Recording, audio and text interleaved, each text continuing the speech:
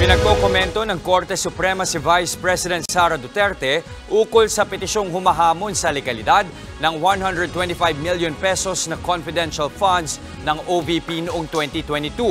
Pinasasagot din ng SC on Banks ni Executive Secretary Lucas Bersamin at Budget Secretary Amena Pangandaman sa petition for certiorari. Sa ilalim nito, pinare-review at pinadedeklarang unconstitutional o labag sa batas ang paglipat ng pondo mula sa contingency funds ng Office of the President para gawing confidential funds ng OVP.